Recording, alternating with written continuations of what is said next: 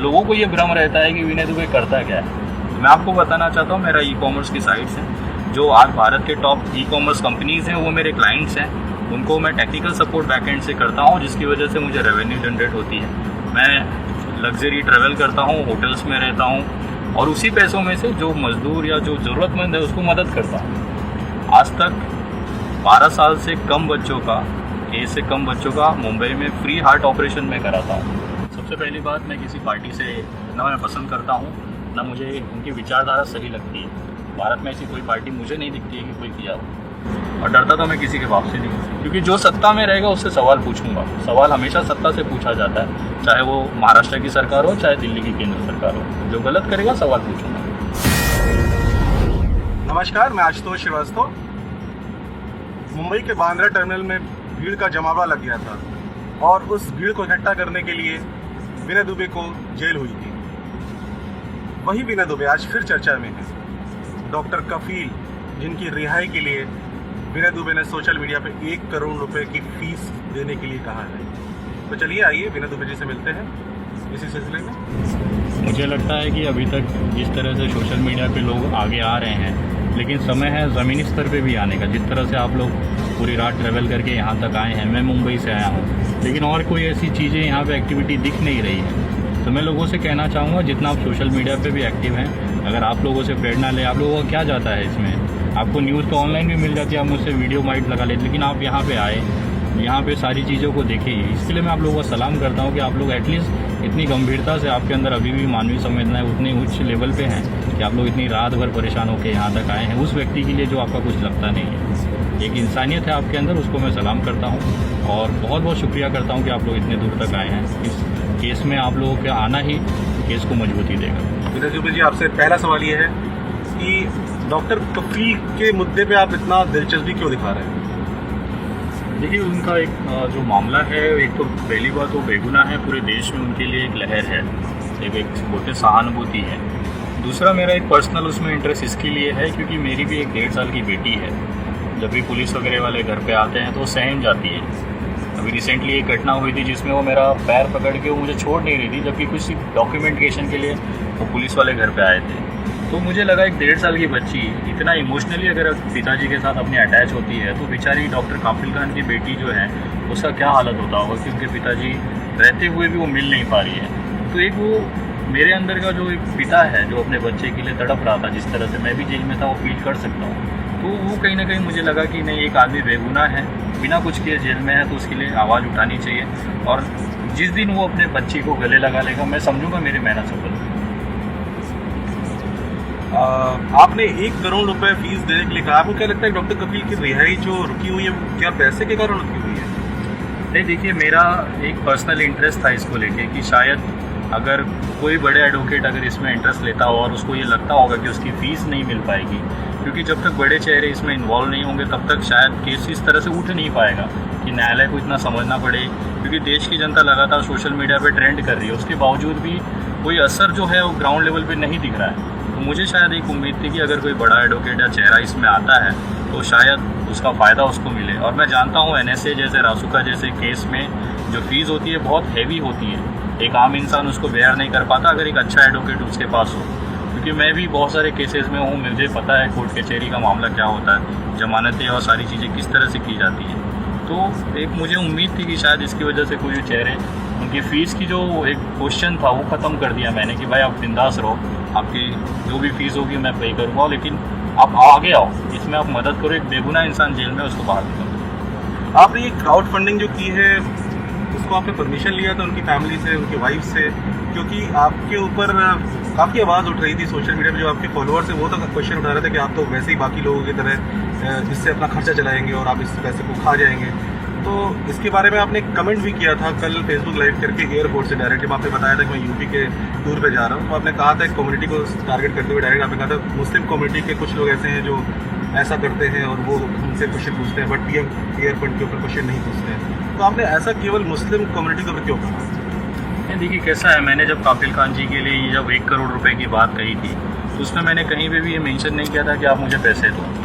उसके बाद जब कुछ एडवोकेट्स और कुछ चीज़ें पॉजिटिवली सामने निकल के आई लीगल तौर पे, जिसको हम लोग लीगल रेमेडीज कहते हैं, लीगल टर्म में कि भाई हमें बीमारी तो पता है, लेकिन उसके लिए हमें करना क्या है उसकी जानकारी भी होनी चाहिए। जब बड़े अधिकारी और बड़े रिटायर्ड जज हो गए, चाहे बड़े वो एडवोकेट्स हो गए, जब उनसे कंसल्ट हुआ तो मुझे समझ में आया कि चीज़ें पॉजिटिवली जा सकती हैं। रही बात, जब मैंने सोशल मीडिया के माध्यम से मैंने जब ये क्राउड फंडिंग की बात की थी, उससे पहले उनके बड़े भाई जो हैं आदिल जी, जो उनसे मेरी बात हुई थी, मैंने कहा था कि सर आपको इस काम के लिए, क्योंकि बड़े हायर्स जो बड़े एडवोकेट्स हैं उनको हायर करने पड़ेंगे, उनको ट्रैवल कराना पड़ेगा, तो नॉर्मल बंदे नहीं होते हैं। अगर मैं 2-4 नाम ऐसे रख दूँगा तो आप खुद उनसे जज कर सकते हो कि अगर वो बंदे आते हैं कोर्ट में तो इसका एक बड़ा असर पड़ता है, एक साइकोलॉजिकल एक लीगल असर पड़ता है। तो उसके लिए मैंने वो चीज़ें इसमें स्टार्ट की। लेकिन उसके बाद मुस्लिम तबकों का एक छोटा सा जो तबका है जो सिर्फ ट्रोलर्स है, उनका अगर आप प्रोफाइल जाके देखोगे तो उसी वो लोगों की टांग खींचते हैं। आज एक बात बताइए कि अगर हम लोग डॉक्टर काफिल की रिहाई के लिए कर रहे हैं तो उनकी फैमिली का उसमें ऑब्जेक्शंस नहीं है। कल जब मैंने लाइव किया था उसके बाद उनकी वाइफ का फ़ोन आया, उन्होंने बहुत ही, मुझे एक चीज़ का थोड़ा सा दुख लगा क्योंकि उनको ट्रोल किया जा रहा था मेरे नाम पे कि आपने उसको कैसे परमिशन दी, ये क्यों कर दिया, जबकि वो चाहती हैं कि किसी भी सूरत में उनके जो हस्बैंड है वो करा जाए, चाहे जो भी स्थिति हो, चाहे जैसे भी हो, वो उस तरह से है। लेकिन इस परिस्थिति में उनको भी ट्रोल कर दिया जाता है, वो थोड़ा सा शॉकिंग लगता है। ऑलरेडी वो बेचारी जो महिला है वो परेशान है, उनके हस्बैंड जेल में है, घर चलाना, बहुत सारी चीज़ें है, मेंटल टॉर्चर है उसके ऊपर, और उसकी वजह से ऊपर से ये आप बोनस उसको दे रहे हैं। तो थोड़ा सा लगा, इसके लिए मैं कल लाइव आया। और उसमें से जो ये तबका है ना, अगर आप इन पे जाके देखोगे तो ये केवल मुस्लिम समाज के साथ में जो खड़े लोग हैं उनको ही ये टारगेट करते हैं, चाहे वो विनय दुबे हो, चाहे काजल निषाद हो, चाहे अभी डांडिया हो, चाहे बनारस वाले मिश्रा जी हो, चाहे रिपेल हो। ये ऐसे नाम हैं जो आज सभी को सर्वधर्म समभाव के हिसाब से एक इंसानियत के तौर पे हम एक दूसरे का हाथ पकड़ के खड़े हैं। लेकिन ये चीज़, इन कुछ जो तबके हैं ना मुस्लिम समाज के, उनको ये पसंद नहीं है कि हमारे समाज में कोई बाहरी व्यक्ति आके खड़ा हो। वो कुछ कर भी नहीं रहे हैं, चलो हम नहीं भी आएंगे, हमें कोई दिक्कत नहीं है, लेकिन कम से कम आप तो करो अपने समाज के लिए। लेकिन वो ना कुछ कर रहे हैं, उल्टा जो कदम मदद करने की कोशिश करे उसे ट्रोल किया जाता है। इसके लिए वो वीडियो में मैंने ये चीज़ें कही। आप इस दौरान काफ़ी भ्रमण कर रहे हैं, आज भी आप नोएडा से आए हैं और आपने काफ़ी सफ़र किया है, आपने फ्लाइट पकड़ी। ये सारे पैसे आपको कौन फंडिंग कर रहा है, कौन सी पार्टी आपको सपोर्ट कर रही है? क्योंकि इस लॉकडाउन के दौरान में सारे धंधे चौपट हो चुके हैं। आखिर आपके पास ऐसा क्या है जो आप इतना पैसा इस चीज़ में खर्च कर रहे हैं? क्या आप एक आम आदमी नहीं हैं? देखिए, मैं हमेशा कहता हूँ, मेरे पिताजी ऑटो ड्राइवर रहे हैं, मैंने गरीबी देखी है। तो गरीबी का जो एहसास होता है, क्योंकि मुझे पता होता है कि शाम को एक ऑटो ड्राइवर वाला अगर दिन भर हार्डवर्क ना करे धूप में बारिश में, तो दूध भाजी और शाम का जो खाना है या आटा है वो नहीं होता है। वो चीज़ें मैंने बचपन से देखी हुई है। रही बात मेरे फाइनेंशियल की, तो ऑलरेडी मुंबई पुलिस ने उसकी इन्वेस्टिगेशन की है। जिस दिन बांद्रा का, जिस समय मुझे अरेस्ट किया गया था, मेरे अकाउंट सील किए गए थे, उसमें करीबन 26 लाख रुपए के आसपास का उनको ट्रांजैक्शंस थी।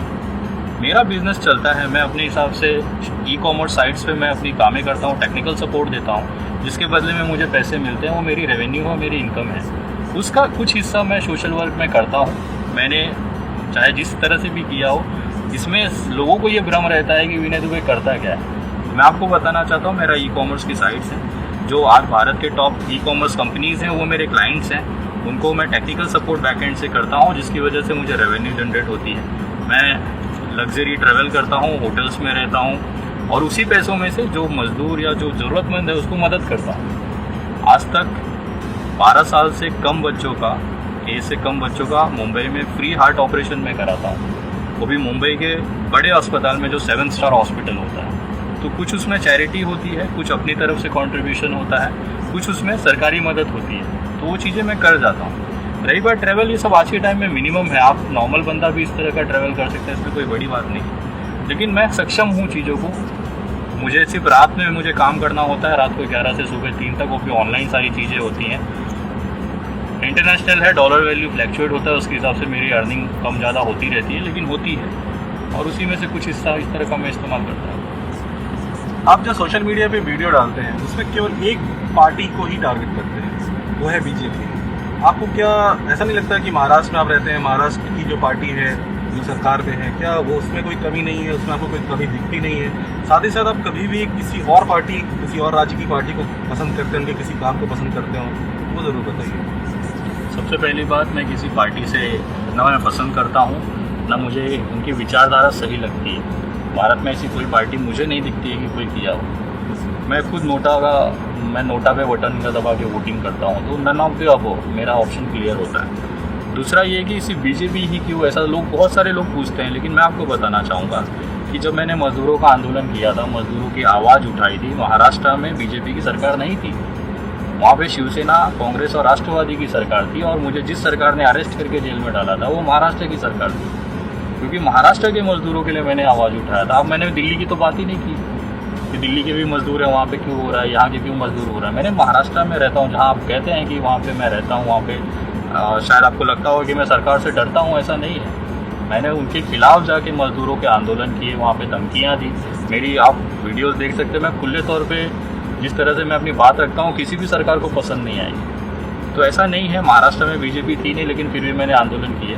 और मुझे ऐसा लगता है कि ये एक मिथ है, लोगों के अंदर एक भ्रम किया गया कि सिर्फ बीजेपी से है, क्योंकि जो सत्ता में रहेगा उससे सवाल पूछूंगा। सवाल हमेशा सत्ता से पूछा जाता है, चाहे वो महाराष्ट्र की सरकार हो चाहे दिल्ली की केंद्र सरकार हो। जो गलत करेगा सवाल पूछूंगा। आज आप डॉक्टर कपिल के सिलसिले में प्रयागराज आए हुए हैं और सुनने में आया है कि डेट शायद आगे बढ़ गई है कोरोना की वजह से, तो ये गढ़ जो है बीजेपी का है।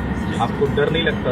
आप इतनी ओपन तरीके से बोलते हैं और आपने कई बार चैलेंज किया है लोगों कि मेरा कुछ भी करते बनना है, कर लो, मैं आ रहा हूँ, ऐसे ऐसे कमेंट्स आपने किए। तो आपको लगता नहीं कि आपके साथ कुछ ऐसा हो सकता है, खासकर ऐसे प्रदेश में जहाँ पे वो सरकार है जिसका आप हमेशा विरोध करते हैं? करके देखें, ऐसा वैसा कुछ करके तो देखें। देखिए क्या होता है, मैं संविधान को मानने वाला इंसान, मुझे पता है अगर मैं कानून तोड़ूंगा तो मुझे कोई माइका लाल बचा नहीं सकता। और जब तक मैं कानून नहीं तोड़ूंगा तब तक मैं कानून के हिसाब से देश चलेगा, कानून संविधान के हिसाब से प्रक्रियाएं चलेंगी। किसी के ये देश किसी के बाप का नहीं है कि वो अपनी मर्जी के हिसाब से कौन आएगा कौन जाएगा वो तय करेगा। ये संविधान ने तय किया है।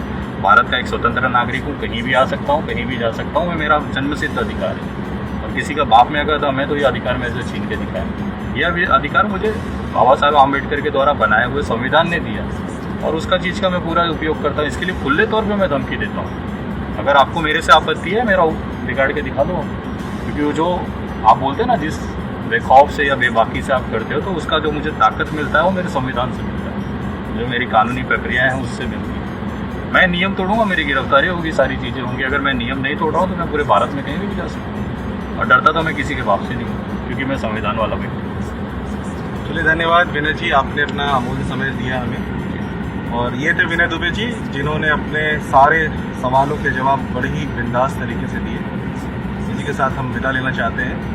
कैमरा पर्सन आकाश राय के साथ मैं Ashutosh Srivastava, X24 news channel.